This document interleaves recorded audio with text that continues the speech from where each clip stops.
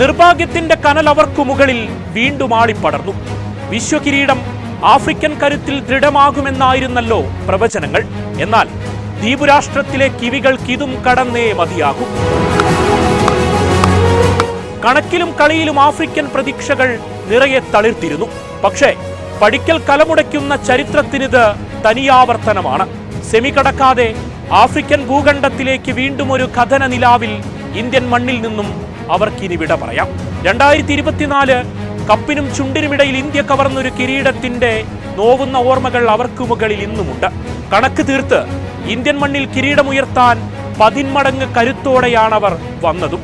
കറുത്ത കുതിരകൾക്ക് മുന്നിൽ വീഴാനാണ് ആഫ്രിക്കയ്ക്ക് വിധി. ടോസ് ഭാഗ്യത്തിൽ കിവീസ് ബാറ്റിംഗിന് അയച്ചത് മുതലൊന്നും ആഫ്രിക്കയ്ക്കൊപ്പമായിരുന്നില്ല.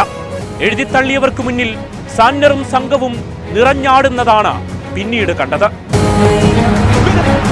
മൂർച്ചയേറിയ ബൗളിംഗിൽ പിടിച്ചു നിൽക്കാതെ മർക്രവും സംഘവും അടിതെറ്റി വീണു. ഇതുവരെയുള്ള പോരാട്ടത്തിന്റെ നിഴൽ പോലും ആകാതെ ആഫ്രിക്കൻ പതനം. ഒടുവിൽ ജാൻസന്റെ ഒറ്റയാൾ പോരാട്ടത്തിലാണ് ഒരുതാനൊരു സ്കോർ ഉയർന്നതും. 55 ജാൻസനും ബ്രെവിസിന്റെ 34-ഉം 169 ലക്ഷം ഉയരുമ്പോൾ കണ്ടുശീലിച്ച കരുത്തുറ്റ ബൗളിംഗിലായിരുന്നു ആഫ്രിക്കൻ പ്രതീക്ഷകൾ അത്രയും. എന്നാൽ സെയ്ഫേർട്ടും അലനും ചേർന്ന് ഈഡൻ ഗാർഡനിൽ ആഫ്രിക്കൻ ചരമഗീതം എഴുതി. പന്തെടുത്തവരെയെല്ലാം അനായാസം അവർ അതിർത്തിക്കപ്പുറം പറഞ്ഞയച്ചു. പവർ പ്ലേയിൽ മത്സരഫലം കുറിച്ച ഇന്നിംഗ്സിന്റെ മനോഹാരിതയത്രയും ആഫ്രിക്കൻ ആരാധകർക്ക് പ്രഹരം തീർത്തു. കിവീസ് പോരാളികളുടെ വിശ്വരൂപം അവർ പുറത്തെടുത്തു. സെയ്ഫേർട്ടിന്റെ 58, 33 പന്തുകളിൽ ശതകമുയർത്തിയ ഫിന്നലന്റെ ചരിത്രത്തിലേക്കൊരു അത്ഭുത ഇന്നിംഗ്സും. സമ്മർദ്ദം എന്താണെന്ന് ക്രിക്കറ്റ് ലോകത്തോട് മുഖമുയർത്തിയൊരു ചോദ്യവും.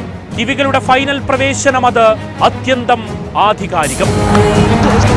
വിക്കറ്റ് 9-ഉം ഓവർ 7-ഉം ബാക്കി നിൽക്കെ കൊൽക്കത്തയുടെ മണ്ണിൽ സർവം ചരിത്രം അതനായാസം. വാഴ്ത്തുപാട്ടുകളില്ലാതെ അവരിന്നൊരു വിപ്ലവം തീർത്തതാണ്. അതിനാൽ കലാശക്കളിയിൽ എതിരാളി ആരെങ്കിലും കരുതിയിരുന്നേക്കുക. കാരണം അവരെന്നും നിശബ്ദമായി ചരിത്രമെഴുതിയ സംഘമാണ്.